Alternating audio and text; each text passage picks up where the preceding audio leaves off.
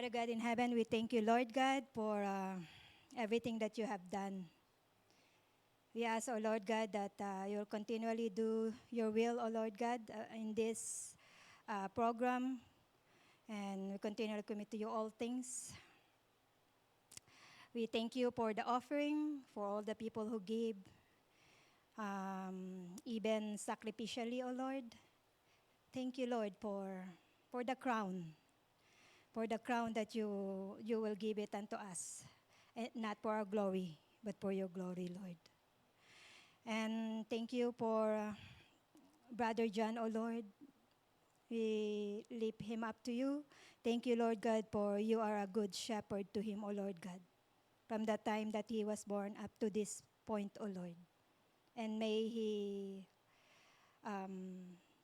will be able to convey the message that you have him experience, O Lord God, your goodness, you being his shepherd. And Lord, let him be a ready writer, his tongue a ready writer of your word. Bless him, O Lord God. Fill him with your spirit, O Lord God. And Lord, let you be glorified. In Jesus' mighty name we pray. Amen. And like a speed of 110 driving. Can you put up of 110? 120? 140? What's your maximum? I could get it to 160 when there's nobody there. So I'll do this like 160, okay? Pass on your seatbelt because it will be very, very fast. All right? Let's go. John chapter 10, verse 11 and 18, and verses 25 to 30. I am the good shepherd. Okay, as we close our series today, I hope most of us has already heard a lot of things regarding our theme, the great I am. And I believe these past few learnings that we have, seeing the deity of Jesus concerning this statement, the great I am, I believe it somehow encourages us to continually have that appetite, a growing appetite for His words. You see, this is a part of my testimony growing up in the Lord. Unlike Sister Grace, I'm not really into education. Even if I sit with somebody who's really a good teacher, no way. Nothing will ever sink into me. That was I am when I was not in the Lord yet. That is true. I cannot focus. There's no understanding at all. My favorite venue of school is outside the backod of our school. And I am the leader when it comes to over the backod. Anyway, since I get to know the Lord, this verse has become true to me, and I hope it will become true to you. In Proverbs chapter 2, verse 10, I'm just building up an introduction so that we can get the message and the deeper meaning of our text today. Because I know when I was reading this one, it was so plain to me. It was so common to me because I heard a lot of message regarding our series for today. Proverbs chapter 2, verse 10. Honey? It's okay. Let's just skip. For wisdom will enter your heart, and knowledge will be pleasant to your soul. That's one of the initial evidences that Jesus, as a shepherd, has called you and bring you to his sheepfold. You will become hungry and thirst for his words. That is very natural. It comes naturally. Now, as I said, I'm not really a competitive guy. No way. No way. Especially when it comes to education, sports, or anything. I don't have those guts to do it. So, nothing. But you know what? Psalm 23 verse 3 has been real to me growing up as a Christian. Psalm 23 verse 3, He restores my soul. He guides me in the paths of righteousness. For what? For my sake? Because I listened? Because I responded? No, it's not. It is all for His name's sake. Now, what is in the name? What is in the name of the great I am? Did you know that this revelation of God to Moses, particularly, is a progressive form of revelation that God has done throughout the Scripture as He laid down what we call the plan of salvation for human lives. Now, the biblical scholars, they call this, as a start, honey, the Tetragrammaton, or YHWH, or Lord God. In Genesis chapter 2, verse 4, before we have that revelation in Moses of God's name, this is the first. This is the first one. In Genesis chapter 2, verse 4, it says, "This is the account of the heavens and the earth when they were created, when the Lord God made the earth and the heavens." Okay? The original form of these words in Hebrew is written as YHWH. Okay? But because Hebrew, okay, because these scholars, they don't want to speak God's name in vain. They don't want to even say it in like accidentally. So they put vowels on it. Okay, and they make it like Yahweh. So they put the letter A and that letter E on that word Yahweh. So we can see it in Exodus chapter 20, verse 7. "You shall not misuse the name of the Lord your God, for the Lord will not hold anyone guiltless or misuses His name." Now going back, honey, next one, please. Next one. Okay?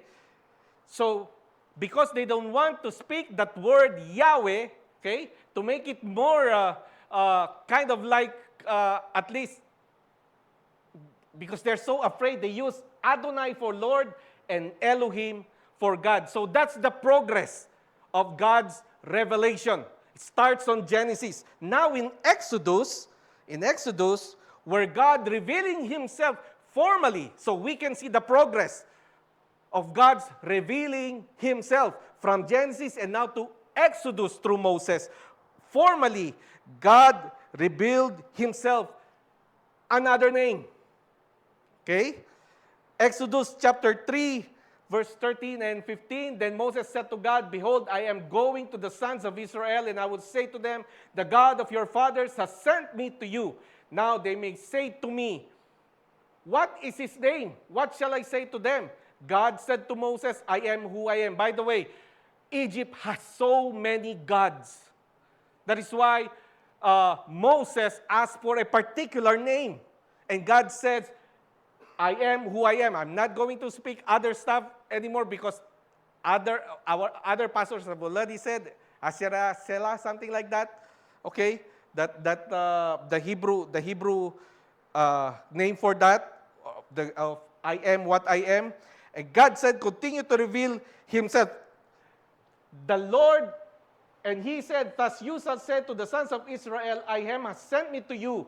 God furthermore said to Moses, "Thus you shall say to the sons of Israel, the Lord, the God of your fathers, the God of Abraham, the God of Isaac, and the God of Jacob has sent me to you." This one I want you to catch. "This is my name forever, and this is the memorial." Get that word. Memorial name to all generation.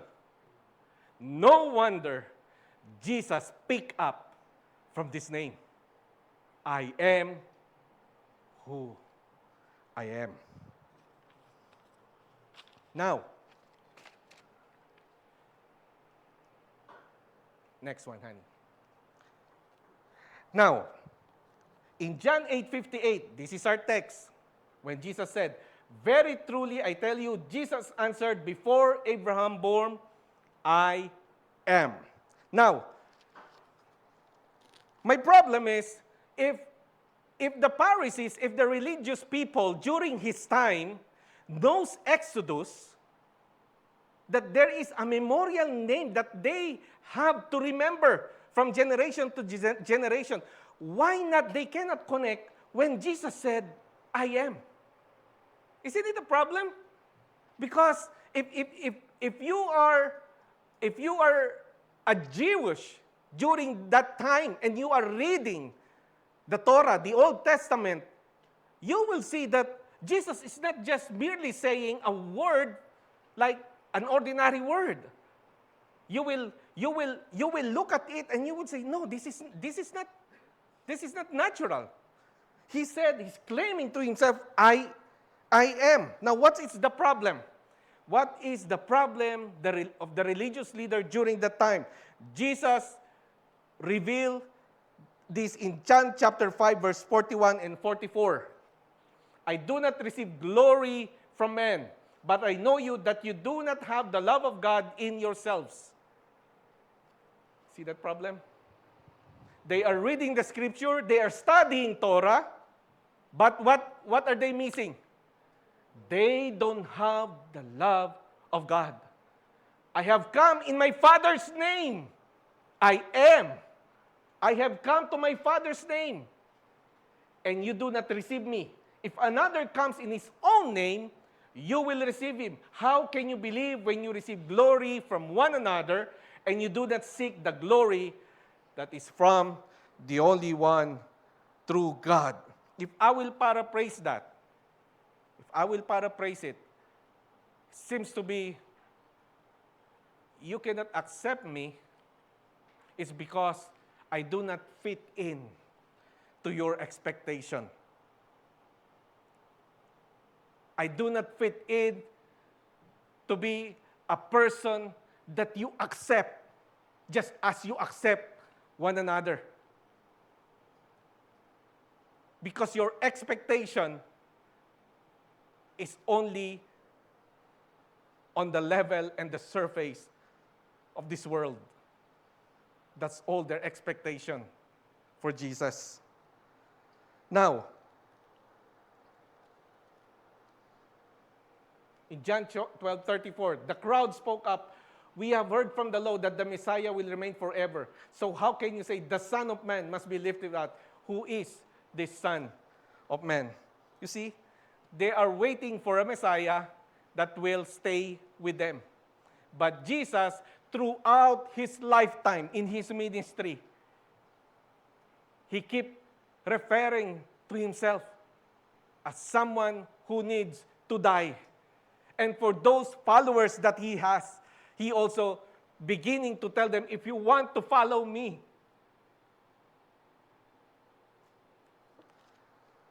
you have to understand the cost of following Jesus Christ." Now, John chapter 10, verse 14 and 15.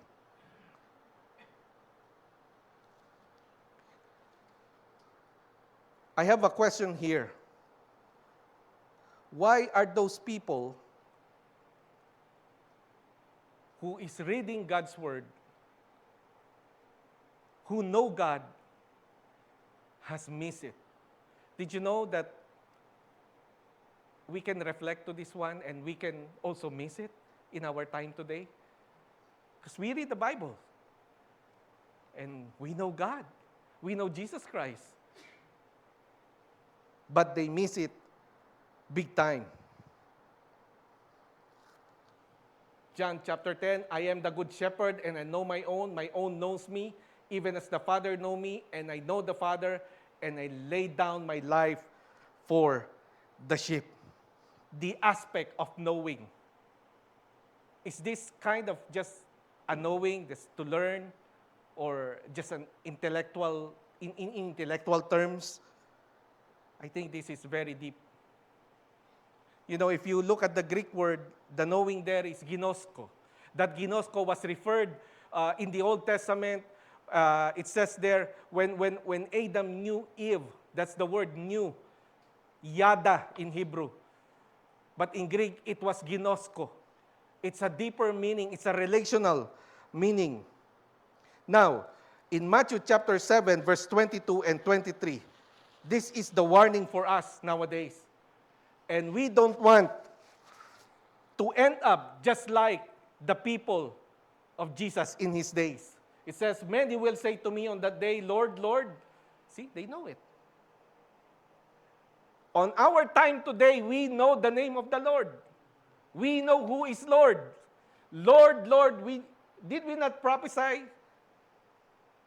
We haven't prophesied yet. Does anybody prophesy here? We didn't even get to that point yet. And in your name, cast out demons. Have everyone experienced this one? Casting out demons? There's many there in the Philippines. And in your name, perform many miracles. And then I will declare to them, I never, what is the word? Knew you.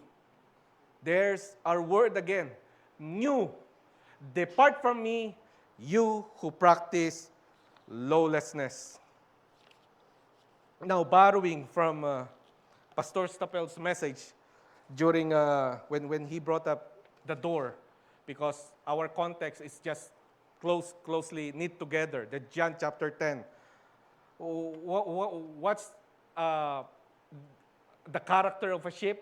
The sheep is what? It is dependent, right? And what else? Defenseless and dumb. Don't say that to my wife. Because if you don't want a sheep to become a tiger, don't say that dumb. All right? Now, Matthew chapter 9, verse 36. When he saw the crowds, he had compassion on them because they were harassed and helpless like sheep without a shepherd. Never think that to be a sheep is a compliment. Never. It is not a compliment to be a sheep. Because you are dumb, I am dumb. We are defenseless, I am defenseless. And we are dependent. Especially here in Canada, you don't like, I don't know, the culture, right? They don't want to depend to somebody. They want to be like independent people. Never treat it is a compliment to be a sheep. It is only a compliment if the sheep has a shepherd. If the sheep has a shepherd. Now, going back to our text, I'm just building something here. In verse 12 and 13 of chapter 10 of I Am the Good Shepherd, it was the same crowd, if we will remember. This crowd is on the chapter 9 of this text. The one Jesus healed the man born blind. Okay? So this is the same crowd who were following Jesus when he was teaching the Good Shepherd. So there is the blind man, the Pharisee, the disciples, and the parents of the blind man. Now, you see, if you will look at the verses before our text, you see the intensity of Jesus dealing with the Pharisees are becoming more and more like gravitated. Because the Pharisees were asking, are we blind too? If you remember that on the text. And this time around, Jesus was saying to them, okay, in verses 12 and 13. Is it there, honey? Yeah. He who is a hard hand and not a shepherd, who is not the owner of the sheep, sees the wolf coming and leaves the sheep and flees, and the wolf snatches them and scatters them. He flees because he is a hard hand. Jesus saying to the Pharisees, you are blind. And now at the same time, he was saying to them, you guys are hirelings. Just imagine the intensity during the time. Now, if we will look back furthermore before chapter 10, in chapter 5, Jesus was referring to them, I am greater than Moses. In chapter 8, where our I am, the great I am verse is, Jesus was referring to Abraham. And he even said, I am greater than Abraham, because before Abraham was I am. So, who is a good shepherd to the minds of Israelites? It's David. So in chapter 10, he was now referring himself even greater than whom they know is a good shepherd of Israel, David. So he refers to Moses at chapter 5, at chapter 8 at Abraham, and now at David. Did you know that this is again another way of Jesus Christ reaching to the people so that they will see the light? They would understand what, because they don't have the New Testament yet.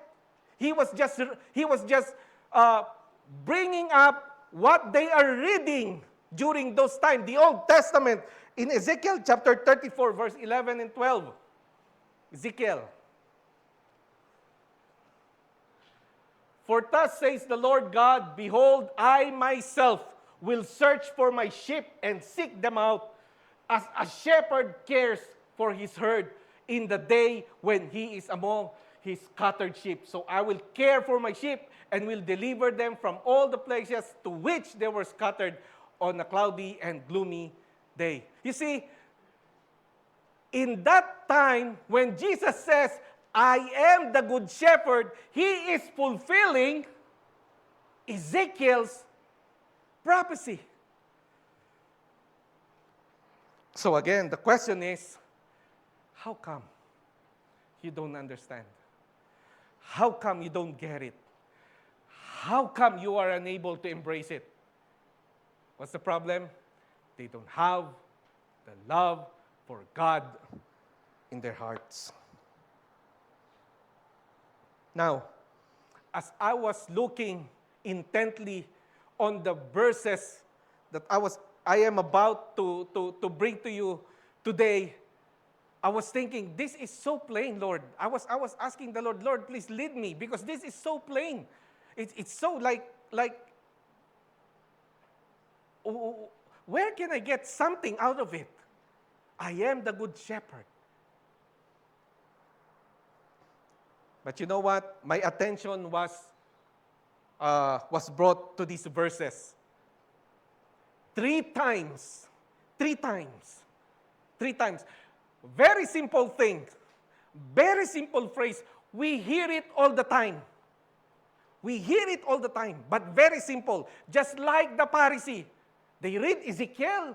They read Moses. But still they don't get it. John 10:11, verse 11, verse 15, and verse 17, among our texts, I am the good shepherd. The good shepherd lays down his life for the sheep. Even as the Father knows me, and I know the Father, and I lay down my life for the sheep. For this reason, the Father loves me, because I lay down my life so that I may take it up again. What are the three things there that was keep repeated? Is it so simple? Simple to understand? But as I was seated on my couch and trying to gather all the previous messages I heard regarding this topic, I never heard this. Lord, please help me. I want to see. I want to see what can we miss What can we miss? What's in there? Remember what's the question I started? What's in the name? Now, what's in the praise? On that simple praise, I lay down my life. I lay down my life. There is something on it. Again, we don't want to end up on this situation. The time will come, fast forward, we will see ourselves as saying, because now we know the name of the Lord, we know it. We have sit here and studied, I am. Now we figure out it's Jesus. And we don't want to end up on this. And Jesus will say, I don't know you. Depart from me. Now, just only two things. Just give me two parts of this message. Number one, the good shepherd stirs up the love for God and people. That's from John 10, 14 and 18 up to verses 25 to 27. Now, what's in the name? I asked for before. But now, what's in the praise? I lay down my life. Couple of things. Number one, we need to understand who's saying the praise. We need to know who's saying the praise. Did you know that word to the ladies are very familiar? Who says that to you? I will lay down my life to you. Ladies, your husband, that was your boyfriend before. Right? And for those who love politics, who says that I will lay down my life for you? Of course, you're a good politician. Right? Now, mind this one.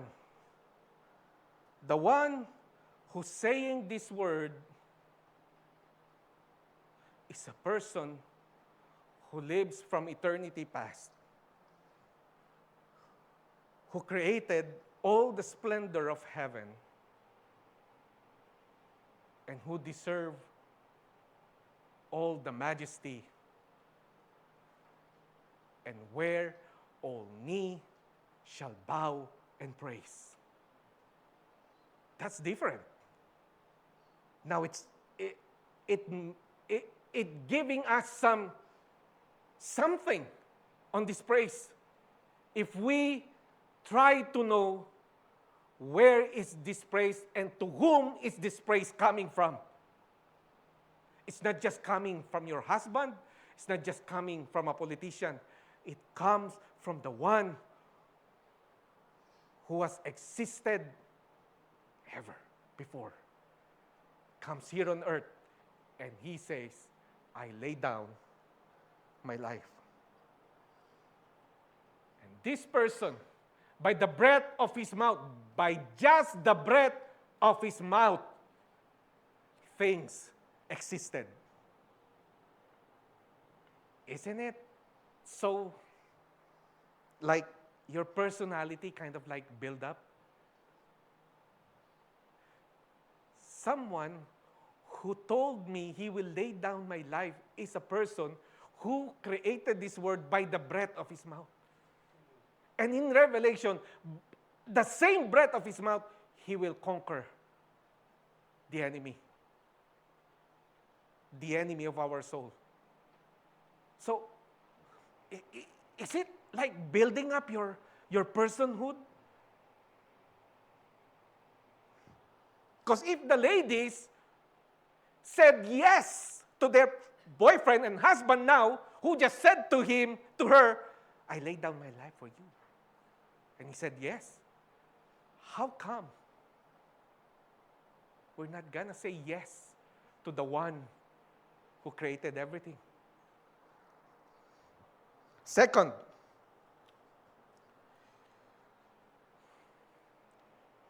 Hebrews chapter 10, verse, not yet, honey. Not yet Hebrews, please.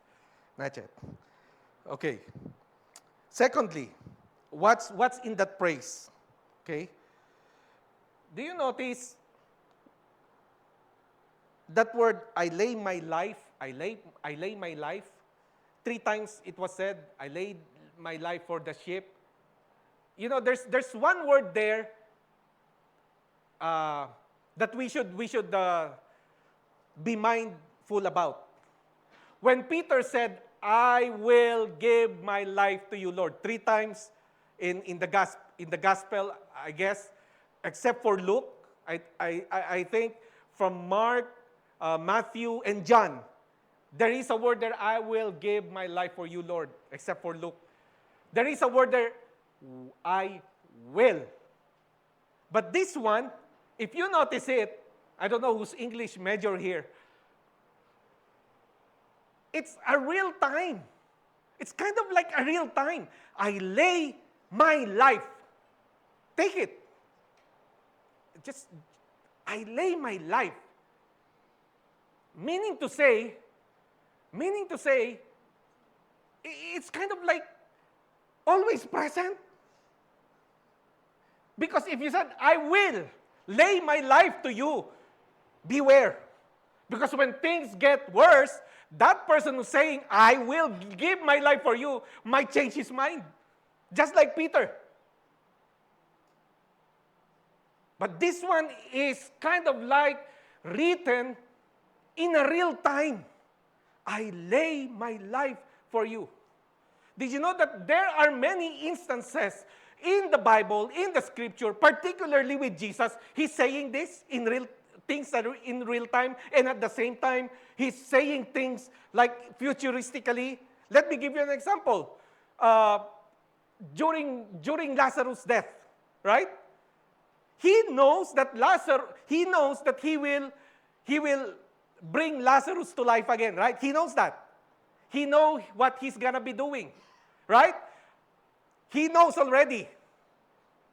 But Jesus cried. Can you connect that?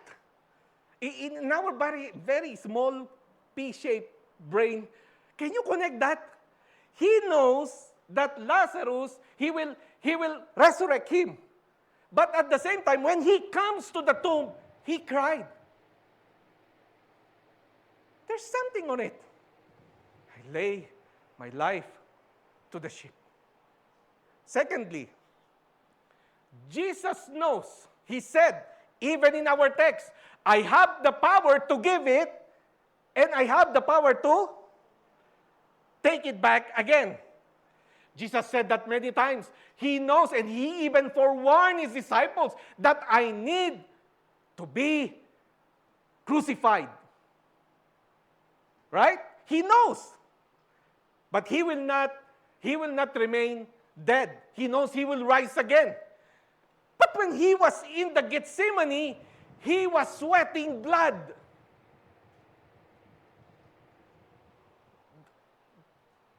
Do you get it?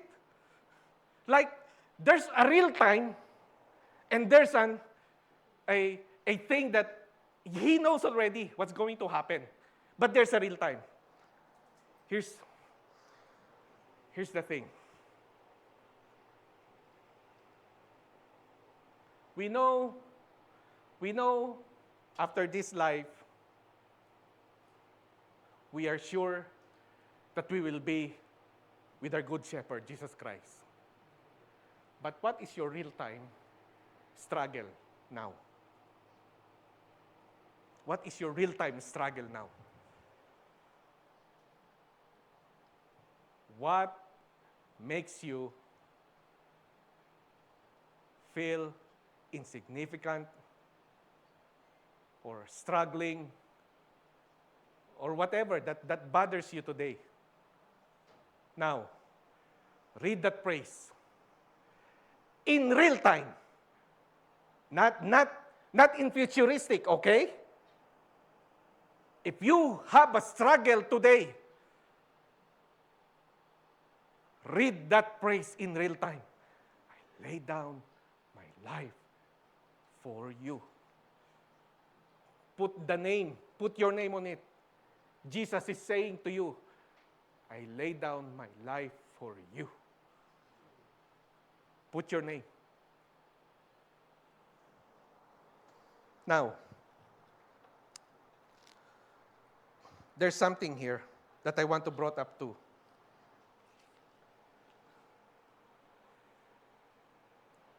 You can even think that God's love is conditional. Okay?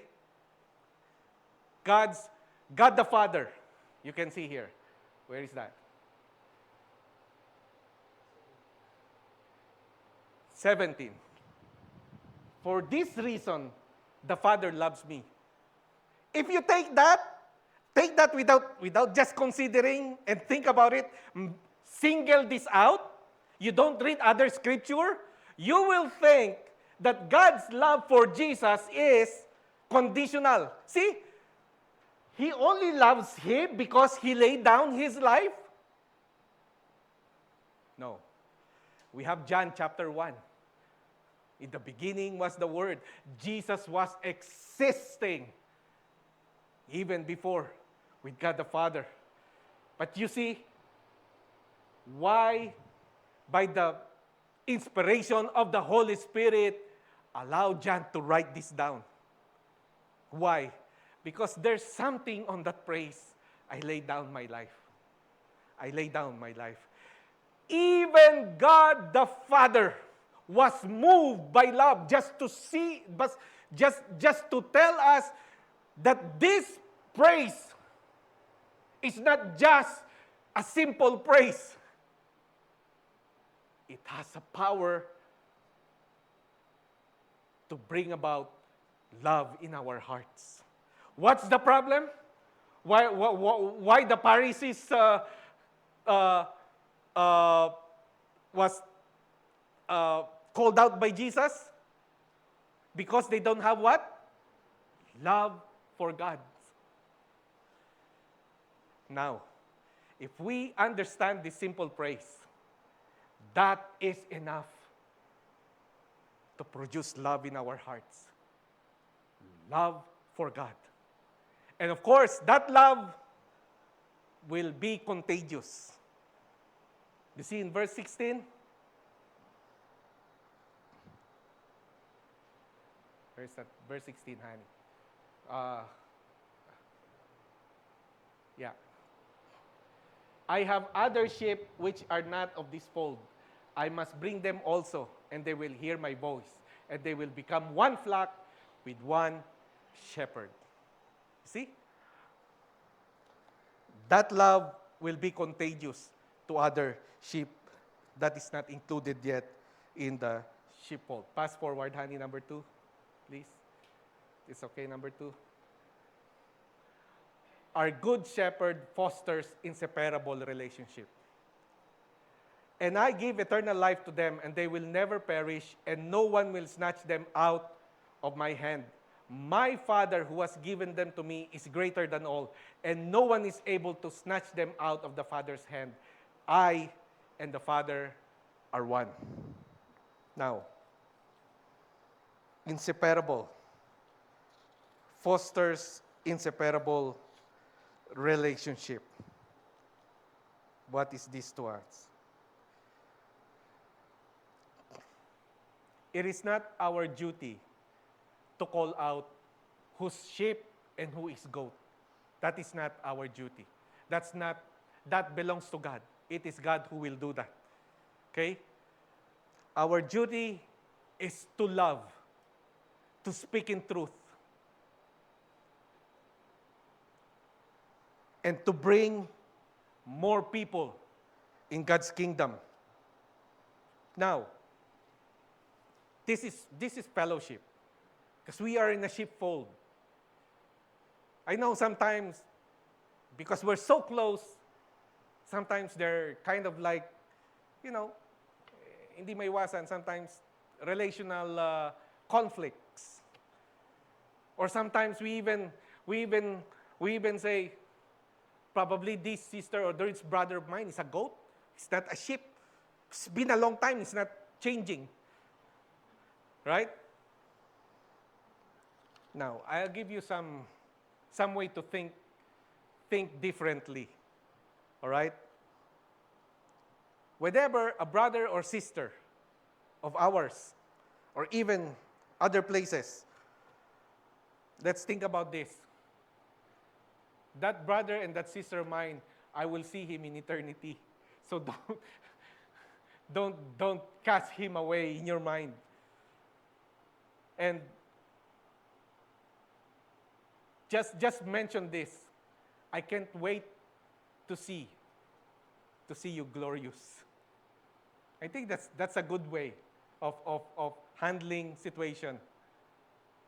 I can't wait to see you glorious in the presence of God. But don't wish him dead, okay? Inseparable. Because we are inseparable in Christ. We are all inseparable to one another. One flock, one shepherd, our text says. Now, as I end up, John chapter 10, verse 16. Again. I have other sheep that are not of this sheep pen. I must bring them also. They too will listen to my voice, and there shall be one flock and one shepherd. This particular verse was written 2,000 more years ago. And it was fulfilled and continually fulfilling this time. Those other shepherd is the one seated beside you, and those people whom you know is in the Lord. Now, this verse is continually fulfilling in our time. Jesus is continually looking and seeking for the lost sheep. And let us be one in heart, one in mind, in fulfilling that verse.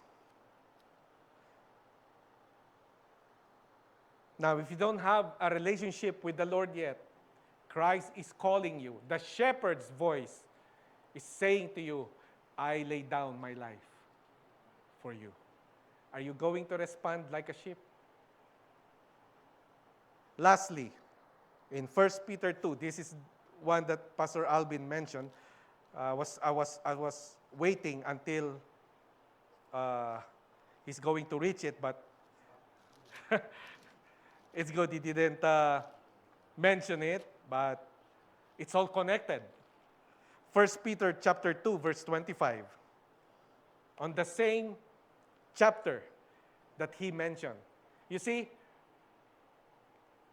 are you not amazed of that? Me and Pastor Alvin didn't talk to one another. But I will also mention the same chapter that he brought up.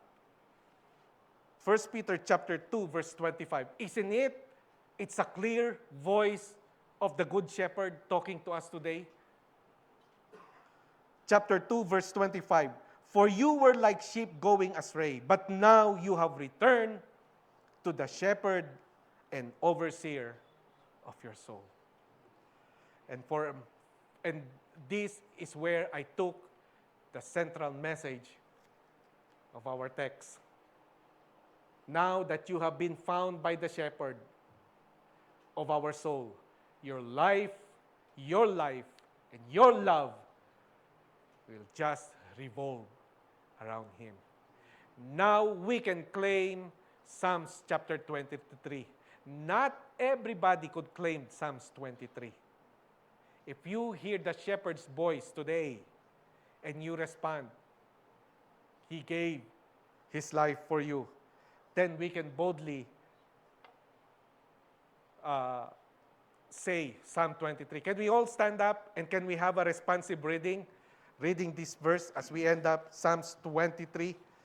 I will be reading verse 1, you read verse 2, and then all together we'll end up on verse 6. Psalms chapter 23. The Lord is my shepherd, I shall not want. Verse 2, please. He makes me lie down in green pastures. He leads me beside quiet waters. He restores my soul. Just me in the paths of righteousness for his name's sake. And you guys, verse 4. Even though I walk through the valley of the shadow of death, I fear no evil, for you are with me. Just me, verse 5. You prepare a table before me in the presence of my enemies. You have anointed my head with oil. My cup overflows. Altogether, surely goodness and loving kindness will follow me all the days of my life, and I will dwell in the house of the Lord forever. Blessings and praises to our good shepherd. Thank you, and God bless us all.